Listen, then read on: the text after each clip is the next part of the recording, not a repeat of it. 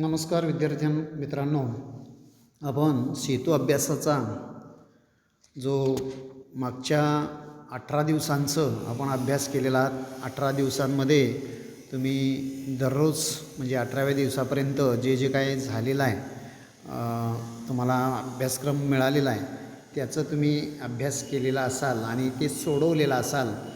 परवाच आपलं 15 तारखेला चाचणी झाली इतिहासाचं आणि भूगोलाचं. सामाजिक शास्त्र या विषयाचं म्हणजे 8वीच्या सिलेबसवरती म्हणजे आपण 9वीला 8वीचा भूगोल आणि इतिहास या 2 विषयांची चाचणी 15 गुणांची आपण दिलेला आहात. ते सोडवलेलं असाल, ते सोडवलेलं जी चाचणी आहे ती चाचणी तुम्ही स्वतंत्र कागदावरती सोडवायचं असं तुम्हाला सांगितलेलं होतं. म्हणजे एक आखीव घ्या आणि त्याच्यावरती दोन्ही चाचण्या 15-15 मार्काच्या, भूगोलचं 15 मार्क आणि इतिहासचं 15 मार्क अशा पद्धतीनं चाचणी तुम्हाला सोडवायला सांगितलेलं होतं. आणि आपण ते सोडवून तुमच्याकडं ते सगळ्या विषयांचं म्हणजे प्रत्येक विषयाचं सोडवून ते तुम्ही काय करायचं आहे, तुमच्याजवळच ते ठेवायचं आहे. आपणाकडून जेव्हा आम्ही मागणी करू त्यावेळी तुम्ही काय करायचं आहे, आम्हाला ते द्यायचं आहे. आम्ही ते तपासून तुम्हाला त्याचे अंतर्गत मूल्यमापनासाठी आपण मार्क धरणार आहोत. आता आपण 18 दिवस अभ्यास बघितलेला आहात. सेतू अभ्यासक्रम 9वी सामाजिक शास्त्रे या विषयाचा आपण 18व्या दिवसापर्यंतचा अभ्यास पाहिलेला आहात. आज आपण 19व्या दिवसाचं आपण इथं अभ्यास करणार आहोत, म्हणजे सामाजिक शास्त्र या विषयाचं. त्याच्यामध्ये 19व्या दिवशी तुम्हाला प्रकरण 6 म्हणजे 9वीचं प्रकरण आहे, महिला व अन्य दुर्बल घटकांचं सक्षमीकरण. हे घटक 9वीतला आहे आणि त्याचा सेतू बांधणी आपण 8वीशी केलेला आहे.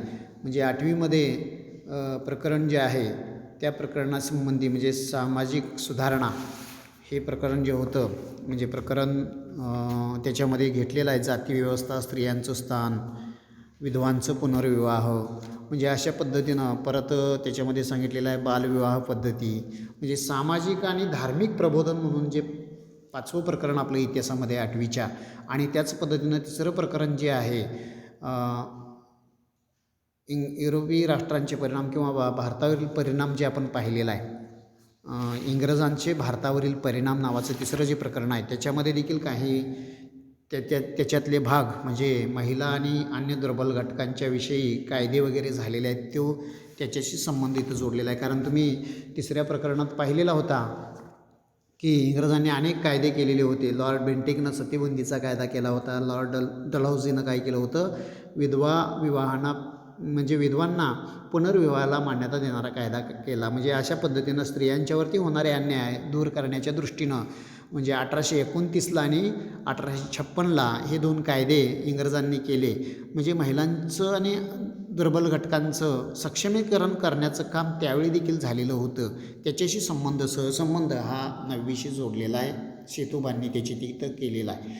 मग 8वीच्या प्रकरणामध्ये तुम्ही अभ्यासलेला होता, म्हणजे जाती व्यवस्था, स्त्रियांचं स्थान, विधवांना पुनर्विवाह, बालविवाह, सामाजिक सुधारणा या प्रश्नांच्या संदर्भात म्हणजे ब्रिटिशांनी काय काय धोरणं आखली, ती धोरणं आपण किंवा त्याच्यासाठी त्यांनी कायदे काय काय केले यासंबंधी आपण विश्लेषण पाहिलेला होता. आणि त्याच्यामध्ये तुम्हाला काही बाबी आठवूया म्हणून सांगितलेलं आहे. तुम्ही 8वीचा अभ्यास केलेला असाल तर त्या बाबी तुम्ही आठवू शकताय. याच्यामध्ये त्यांनी सांगितलेलं आहे की इथं आठवूया म्हणून सांगितले बघा काही बाबी. याच्यामध्ये म्हटलेलं आहे त्यांनी स्वातंत्र्यपूर्व काळात भारतीय समाजात विषमता का निर्माण झाली. त्याच्यानंतर 2रा प्रश्न म्हटलेला आहे, स्वातंत्र्यपूर्व काळात भारतीय समाजातील स्त्रियांच्या कोणत्या समस्या होत्या. 3रा प्रश्न होता, भारतीय समाजातील अनिष्ट रूढी परंपरा नष्ट करण्यासाठी कोणकोणत्या समाजसुधारकांनी कार्य केले. आणि 4था प्रश्न म्हणजे चौथी जी घटना आहे ती आहे की समाजात जनजागृती करण्यासाठी कोणत्या माध्यमांचा वापर केला होता. म्हणजे हे तुम्ही पाहिलेला होता. म्हणजे समाजसुधारक विचारल्यानंतर तुम्हाला समाजसुधारक सांगता येतील, राजाराम मोहन राय सांगता येतील, महात्मा ज्योतिबा फुले सांगता येतील, सावित्रीबाई फुले सांगता येतील, महर्षी धोंडो केशव कर्वे सांगता येईल, म्हणजे गोपाळ हरी देशमुख सांगता येईल, स्वामी विवेकानंद सांगता येईल. बरेच समाजसुधारक त्यावेळी होऊन गेले, त्यांची नावं तुम्ही इथं सहज आठवू शकताय. त्याच्यानंतर त्यासाठी तुम्हाला मदत पाहिजे असेल तर 8वीचं पुस्तक तुम्ही बघू शकता. हे जर तुम्हाला आठवत नसेल तर 8वीच्या पुस्तकातून तुम्ही तो धडा वाचला म्हणजे सामाजिक प्रबोधन जो आहे, सामाजिक आणि धार्मिक प्रबोधन, त्याच्यावरून तुमच्या ते लक्षात येऊ शकतं. त्याच्यानंतर आणखीन खाली एक तक्ता दिलेला आहे, तक्ता पूर्ण करायला सांगितलेला आहे तुम्हाला. इथं व्यक्तींची नावं आहेत. भारतामध्ये इंग्रजांचं राज्य होतं आणि त्याच्यावेळी लॉर्ड विल्यम बेंटिक यानं कोणता कायदा केला? आता तर मी तुम्हाला सांगितलं होतं की लॉर्ड बेंटिक यांनी सतीबंदीचा कायदा केला. लॉर्ड डलहौसी यानं काय केलं? विधवांना पुनर्विवाह करण्यासाठी कायदे केले, म्हणजे मान्यता देणारा कायदा केला. म्हणजे त्याच्यानंतर पुढे एक संकल्पचित्र तुम्हाला पूर्ण करायला सांगितलेलं आहे. याच्यामध्ये भारतीय समाज सुधारकांची नावं मी आता जे सांगितलं तुम्हाला, राजाराम मोहन राय सांगितलं, गोपाळ हरी देशमुख सांगितलं, महर्षी धोंडो केशव कर्वे सांगितलं, महात्मा फुले सांगितलं, वीरेश लिंगम पंतुलू सांगितलं, स्वामी विवेकानंद सांगितलं, स्वामी सहजानंद सरस्वती आहेत. म्हणजे अशा समाज सुधारकांची नावं त्या चौकटीमध्ये तुम्ही तिथं लिहायचं आहे.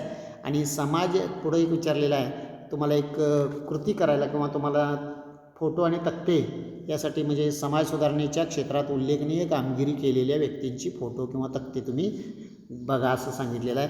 त्या पाठ्यपुस्तकामध्ये देखील त्यांची चित्र आणि फोटो आहेत. आणि तुम्हाला ह्याच्यातून काय समजणं अपेक्षित आहे?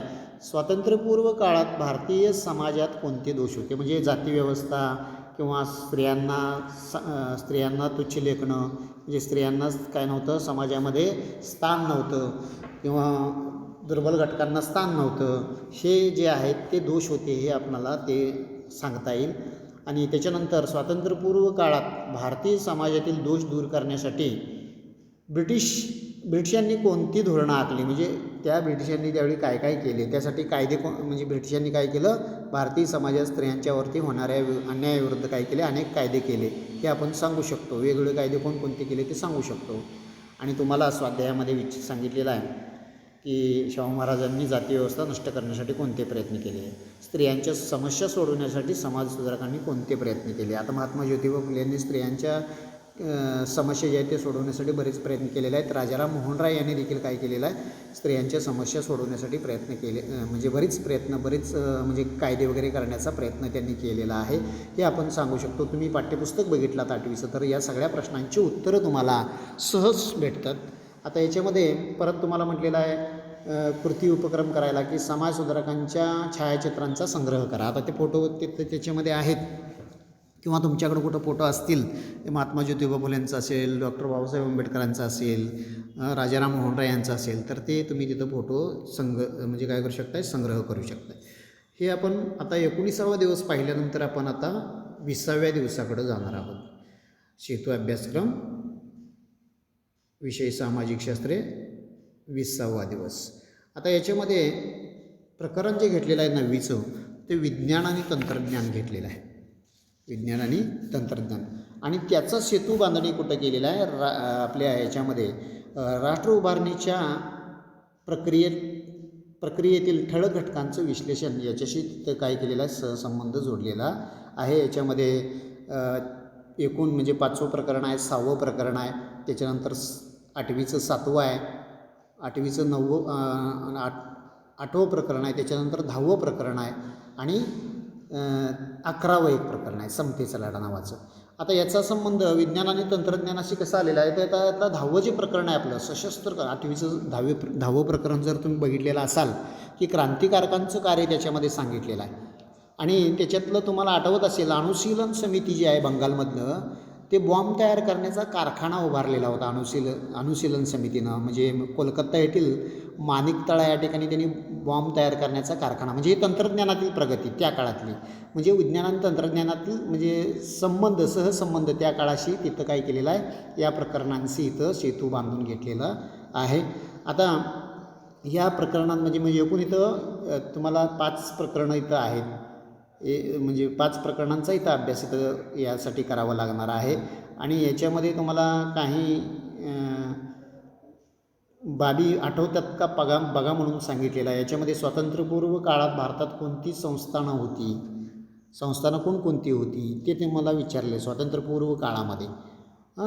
ती संस्थानं कोणकोणती, म्हणजे जवळजवळ संस्थानं जी होती ती 500च्या वर संस्थानं होती, 500च्या वर राज्य होती आपल्या देशामध्ये ब्रिटिशपूर्व काळामध्ये. म्हणजे स्वातंत्र्यपूर्व काळामध्ये अशी संस्थानांमध्ये आपले भारत म्हणजे विभागला गेलेला होता. ब्रिटिशांनी येऊन काय केलं, त्या सगळ्या संस्थानं खालसा करण्याचा प्रयत्न केला आणि काही संस्थानं तरी देखील काय झाली, अबाधित राहिली ब्रिटिशांच्या काळात देखील. मग ती कोणती संस्थानं होती ती विचारलेलं आहे. आणि स्वातंत्र्य लढ्यातील व्यक्तींची नावं विचारलेलं आहे. स्वातंत्र्य लढ्यातील व्यक्तींची नावं आपण सहज सांगू शकताय. प्रत्येक प्रकरण हे 8वीतलं देशाला स्वातंत्र्य मिळवून देण्यासाठी कुणी कुणी काय काय कार्य केलं या संबंधातच हे पुस्तक आहे. आणि त्यामुळं तुम्ही बऱ्याच लोकांची नावं सांगू शकताय. महाराष्ट्रातलं उमाजी नाईक सांगू शकताय. म्हणजे वेगवेगळे अशी लोक, किंवा तात्यासाहेब टोपे सांगू शकताय, राणी लक्ष्मीबाई सांगू शकताय, बेगम हजरत महल सांगू शकताय, मंगल पांडे सांगू शकताय, नानासाहेब पेशवे सांगू शकताय. म्हणजे बरीच जे व्यक्ती आहेत ती एकूण हे पुस्तक जे आहे आपलं ते पुस्तकच आहे की भारताच्या स्वातंत्र्य लढ्यासाठी म्हणजे भारताविषयीच हा पुस्तक आहे. आणि भारताचं स्वातंत्र्य लढ्यासंबंधीच हे 8वीचं आपलं पुस्तक आहे. आणि त्याच्यावरून तुम्हाला बऱ्याच व्यक्तींची नावं इथं काय करता येईल, सांगता येईल. आणि तुम्हाला भारतात सध्या किती घटक राज्य आहेत असं विचारलेलं आहे. तुम्ही ते सांगू शकताय. बाबा 29 घटक राज्य आणि 7 केंद्रशासित प्रदेश आहेत असं आपण सांगू शकताय. त्यासाठी तुम्हाला आणखीन एक तक्ता पूर्ण करायला सांगितलेला आहे. बघा या ठिकाणी तक्त्यामध्ये काय केलेलं आहे, एका बाजूला क्रांतिकारक संघटनांची नावं दिलेली आहे, क्रांतिकारी संघटनांची, आणि त्याचे क्रांतिकारक कोण कोण होते त्याच्यापुढे लिहायला सांगितलेलं आहे. आता उदाहरणार्थ मी सांगतोय की अभिनव भारत ही संघटना आहे. अभिनव भारत ही संघटना जी आहे हे पूर्वी मित्रमेळा या नावानं काय झालं 1900ला, म्हणजे 1900 साल, त्या साली काय झालं, स्वातंत्र्यवीर विनायक दामोदर सावरकरांनी ते स्थापन केलेलं होतं. पण त्याचंच नाव 1904मध्ये काय केलं, स्वातंत्र्यवीर विनायक दामोदर सावरकरांनी बदललं आणि अभिनव भारत हे नाव त्याला दिलं.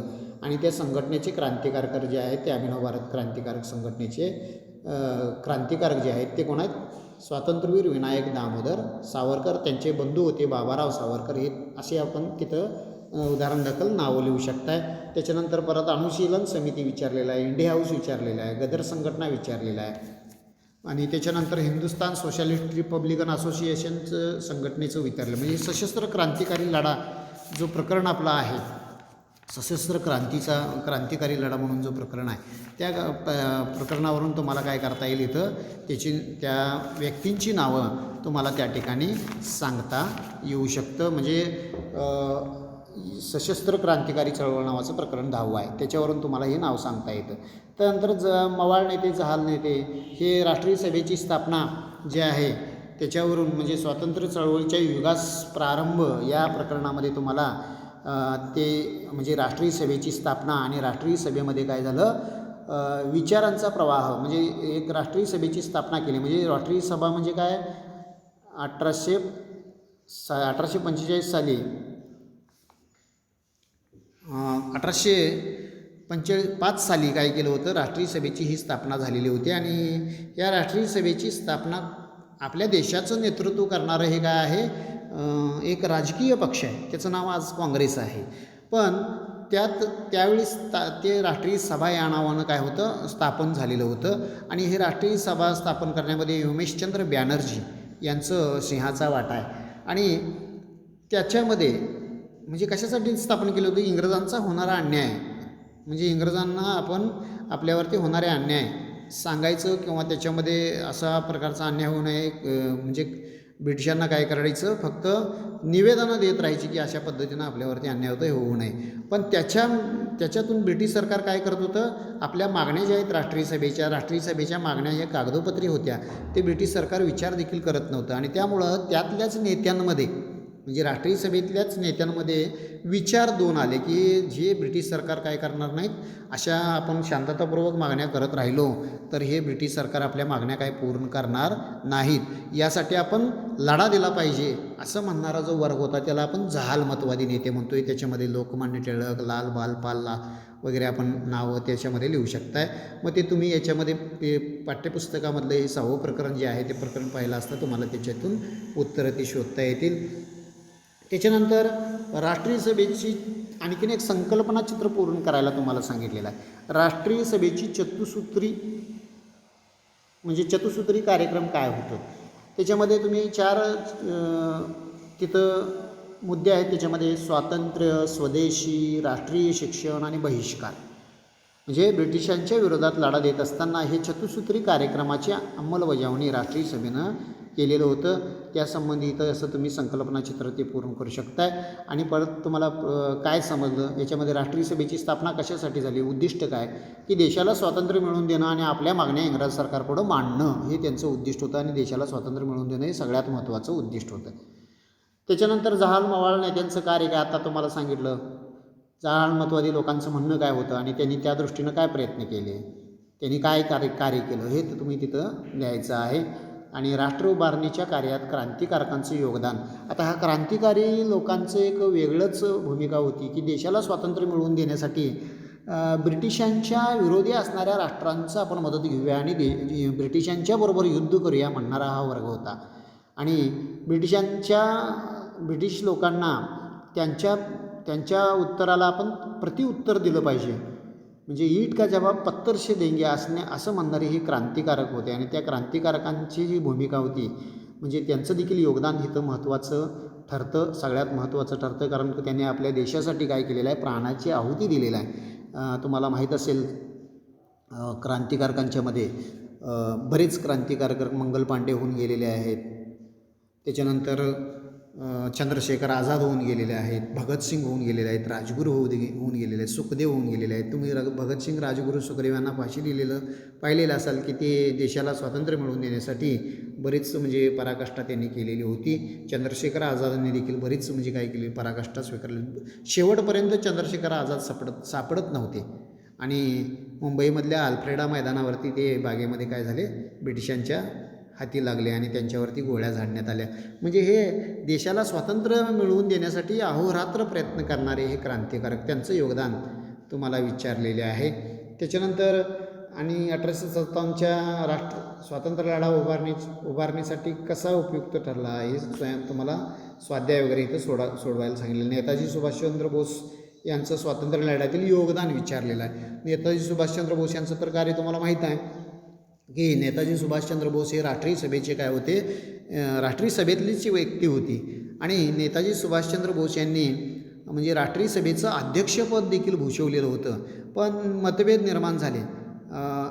ज्यावेळी ब्रिटिश दुसऱ्या महायुद्धात म्हणजे इंग्लंड ज्यावेळी दुसऱ्या महायुद्धात गुंतलेलं होतं त्यावेळी नेताजी सुभाषचंद्र बोस यांचं मत होतं की राष्ट्रीय सभेतल्या लोकांना असं सांगायचं होतं की आता इंग्लंड युद्धात गुंतलेला आहे आणि आपण आपलं स्वातंत्र्य काय करूया, आपले जे काही सैनिक आहेत त्या सैनिकांना एकत्र करून ब्रिटिशांच्या विरुद्ध लढा फुकूया, युद्ध करूया असं म्हणणं त्यांचं होतं. पण त्याला राष्ट्रीय सभेतल्या अनेक म्हणजे मवाळमतवादी नेत्यांनी काय केलं, विरोध केला. त्यामुळं सुभाषचंद्र बोस यांनी स्वराज्य म्हणजे स्वतःचं एक पक्ष स्थापन केलं. फॉरवर्ड ब्लॉक नावाचं पक्ष त्यांनी स्थापन केलं आणि त्या पक्षामार्फत त्यांनी देशात ठिकठिकाणी भाषणं केली, जहाल अशी भाषणे केली. आणि त्यामुळे ब्रिटिशांनी त्यांना पकडलं आणि नजरकैदेमध्ये ठेवलं. आणि त्यातून देखील ते सुटका करून घेतले. ते डायरेक्ट जर्मनीला गेले आणि तिथल्या, कारण जर्मनी हे इंग्लंडच्या विरोधातलं म्हणजे युद्धात इंग्लंडच्या विरोधातलं होतं. पण जर्मनीकडून मदत मिळाली नाही म्हणून ते जपानमध्ये जे रासबिहारी बोस होते त्यांनी त्यांना बोलवून घेतल्यामुळं जपानमध्ये पोचले आणि त्या ठिकाणी आझाद हिंद सेना, आझाद हिंद सरकारची स्थापना त्यांनी केली. आणि भारतावरती म्हणजे इंग्रजांच्यावरती आक्रमण करण्यासाठी त्यांनी सैनिक घेऊन आगेकूच केलं. पण दुर्दैव त्याच्यामध्ये त्यांचा विमान अपघात झाला आणि त्यांचा मृत्यू झाला. म्हणजे बरंच कार्य म्हणजे देशाच्या बाहेर जाऊन लष्कर स्थापन करणं आणि देशाला स्वातंत्र्य मिळवून देण्याची जिज्ञासा बाळगणं हे एवढं सोपं नसतं. पण त्यांनी ते करून दाखवलेलं होतं, हे आपण त्याच्यातून सांगू शकताय. त्याच्यानंतर आपण 21व्या दिवसाकडे वळूया. चेतो अभ्यासक्रम 21वा दिवस. याच्यामध्ये देखील युद्धोत्तर राजकीय घडामोडी म्हणजे राज्यशास्त्राचं हे प्रकरण आहे. याच्यामध्ये आपल्याला पहिलं महायुद्ध, दुसरं महायुद्ध, त्याच्यानंतर शीतयुद्ध हे आपल्याला याच्यामध्ये आहेत. म्हणजे शस्त्रास्त्र स्पर्धेमुळं आंतरराष्ट्रीय शांततेला कसा धोका निर्माण होतो यासाठी याचं सेतू काय केलेलं आहे, भारताच्या संविधानाच्या संदर्भात आपल्या प्रदेशातील सामाजिक आणि राजकीय समस्यांचा अन्वयार्थ लावता तिथं सेतू बांधणी केलेला आहे. की भारतामध्ये देखील अशा समस्या आहेत, सीमेवरती समस्या निर्माण होत असतात, आपल्या सीमावाद निर्माण होत असतो. युद्धजन्य परिस्थिती निर्माण होत असते, या संदर्भात हे इथं सेतू जोडण्याचा प्रयत्न तर केलेला आहे. आणि शस्त्रास्त्र स्पर्धेमुळं आता त्या काय होत असतं, युद्धाचा धोका निर्माण होत असतं आणि त्याच्यामध्ये शस्त्रकपातीकरण, निशस्त्रीकरण हे याच्यामध्ये आपण सेतू जोडलेलं आहे.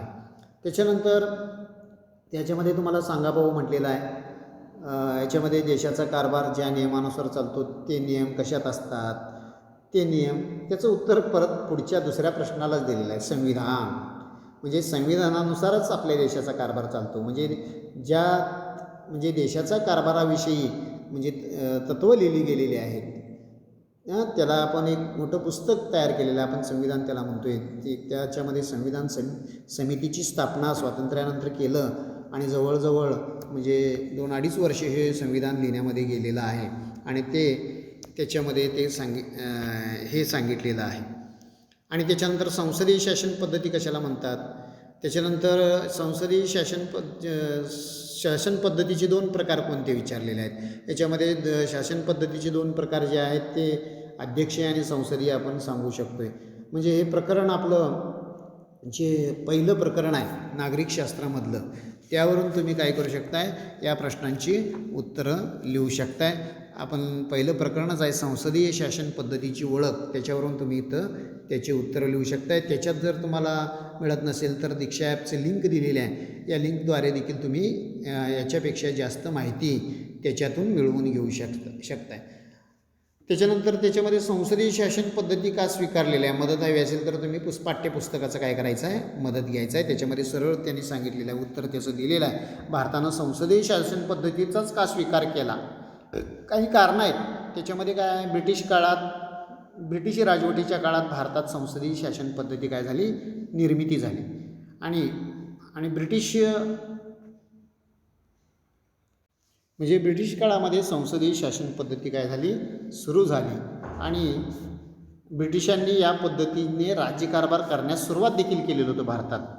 आणि त्यामुळं त्याच पद्धतीनं आणखीन एक कारण आहे की संसदीय शासन पद्धती हा सुद्धा भारताच्या स्वातंत्र्य लढ्याचा एक आविष्कार आहे आणि त्यामुळं संसदीय शासन पद्धतीचा परिचय भारतीयांना झालेला असल्यामुळं त्यांनी काय केलं, संसदीय शासन पद्धतीचा हा स्वीकार केलेला आहे, असं तुम्ही त्याचं उत्तर लिहू शकताय. त्याच्यानंतर इथं तुम्हाला कृती करायचं, तक्ता पूर्ण करायला सांगितलेला आहे. वेगवेगळ्या मंडळांची नावं दिलेली आहेत, कायदेमंडळ, कार्यकारी मंडळ, न्यायमंडळ. याच्यापुढं तुम्हाला त्यांचं कार्य लिहायला सांगितलं. उदाहरणार्थ कायदेमंडळाचं काम काय, कायदे करणं. कार्यकारी मंडळाचं काम काय असणार आहे, कायद्यांची अंमलबजावणी करणं. न्यायमंडळाचं काय काम असणार आहे, न्यायदान करणं. अशा पद्धतीनं तुम्ही याची उत्तरं लिहायची आहेत. परत फरक स्पष्ट करायसाठी संसदीय आणि अध्यक्षीय शासन पद्धती पाठ्यपुस्तकामध्ये पहिलंच जे प्रकरण आहे त्या प्रकरणामध्ये अध्यक्षीय आणि संसदीय शासन पद्धती दिलेला आहे आणि त्यानुसार मुद्द्यानुसार तुम्ही काय करायचं, इथं त्यांची उत्तरं इथं लिहायची आहेत. याच्यामध्ये परत तुम्हाला संसदीय शासन पद्धती आणि अध्यक्षीय शासन पद्धती यातील फरक समजला. म्हणजे संसदीय शासन पद्धतीमध्ये काय आहे, कारभार शासनाचा जो चालतो पंतप्रधानाकडून चालतो आणि पंतप्रधानाची निवड कोणाकडून होत असते, लोकांनी लोकसभेत निवडून दिलेल्या प्रतिनिधींच्याकडून. अध्यक्षीय पद्धतीमध्ये कसं असतं, डायरेक्ट अध्यक्ष हा निवडला जात असतो, म्हणजे तो राष्ट्राध्यक्ष असतो. मग याच्यामध्ये एकाच्या हातात कारभार एकवटलेले असतात. संसदीय शासन पद्धतीमध्ये तसं नसतं. कायदेमंडळ, कार्यकारी मंडळ, न्यायमंडळ हे एकमेकांना काय असतात, जबाबदार असतात आणि त्यामुळं निर्णय घेण्यामध्ये याच्यामध्ये दिरंगाई होत असते. अध्यक्षीय शासन पद्धती मात्र निर्णय झटक्यात घेता येत असतं.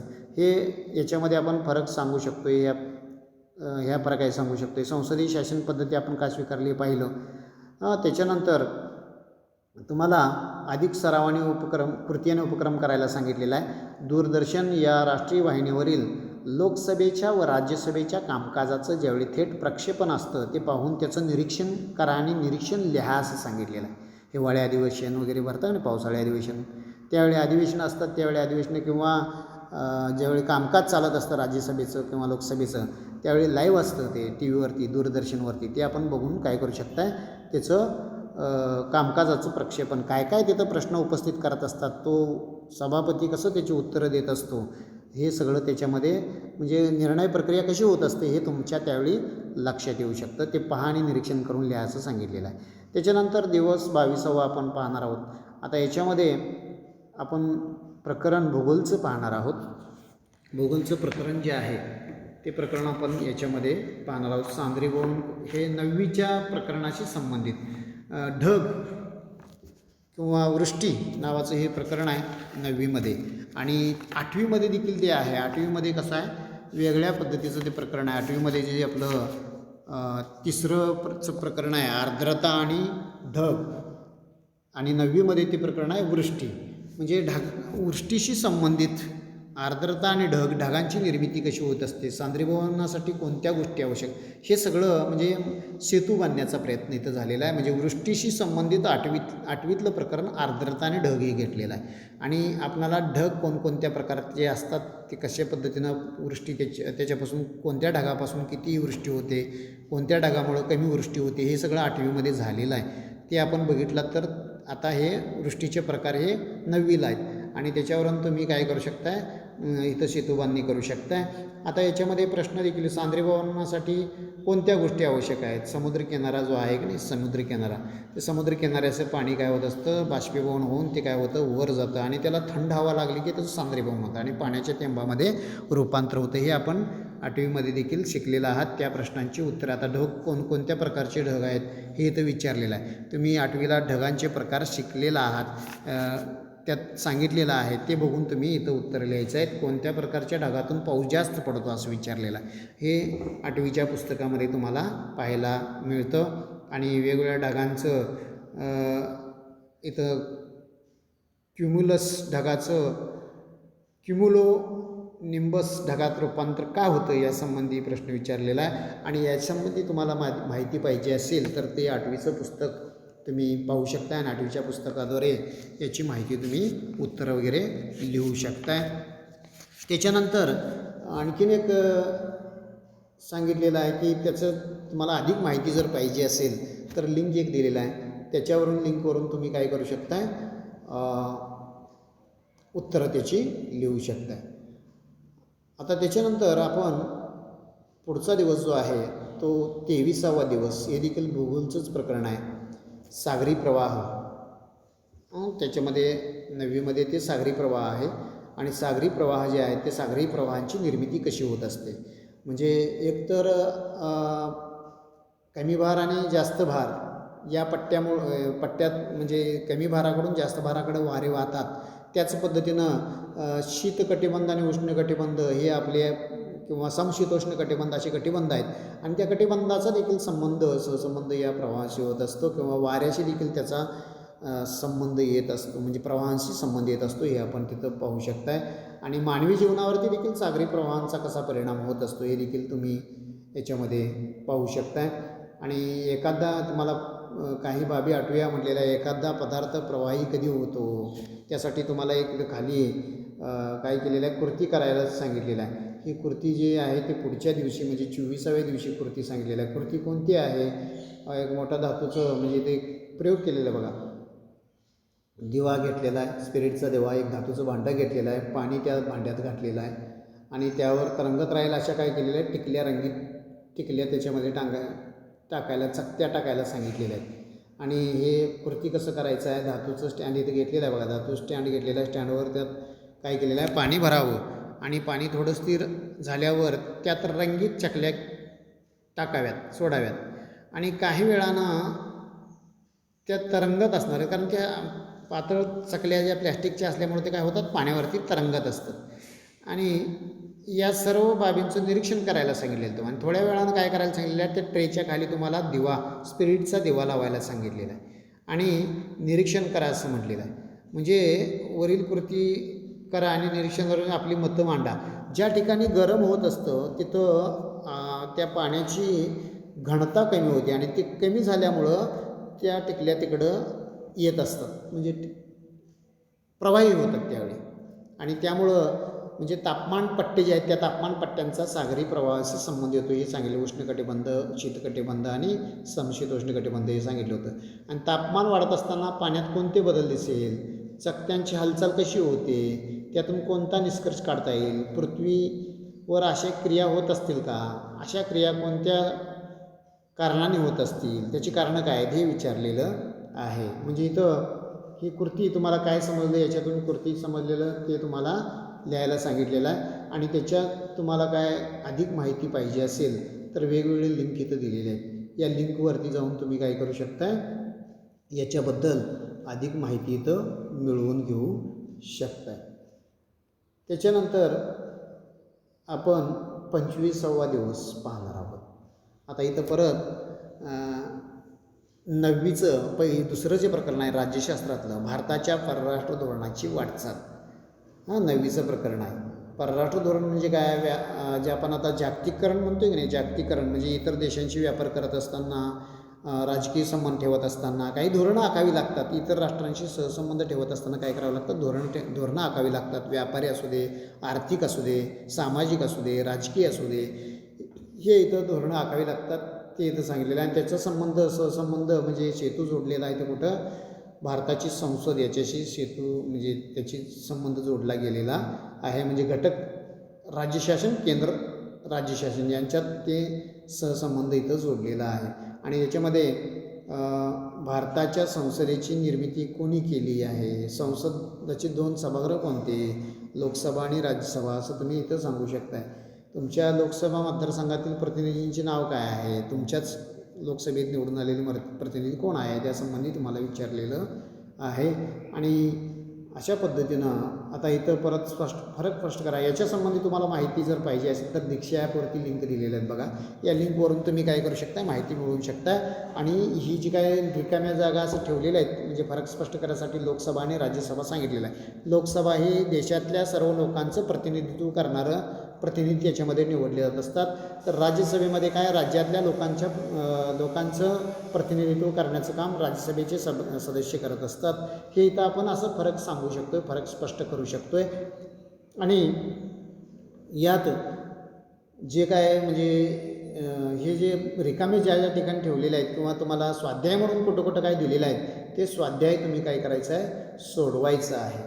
म्हणजे अधिक माहिती स्वाध्याय इथं म्हटलेलं आहे. आता स्वाध्याय मूल्यमापन, लोकसभेचे सदस्य कसे निवडले जातात. लोकसभेचे सदस्य मतदारसंघातून, विविध मतदारसंघातून, म्हणजे किती, 552 मतदारसंघ आहेत. आणि 552 मतदारसंघात प्रत्येक मतदारसंघातून एक सदस्य हा निवडून दिला जात असतो. निवडणुकीसाठी एका मतदारसंघामध्ये एकापेक्षा जास्त सदस्य काय करू शकतात, 10-10, 12-12 सदस्य निवडणुकीसाठी राहू शकतात. पण त्यातला एकच उमेदवार निवडून येत असतो. हे इथं अशा पद्धतीनं म्हणजे मतदार निवडून देत असतात.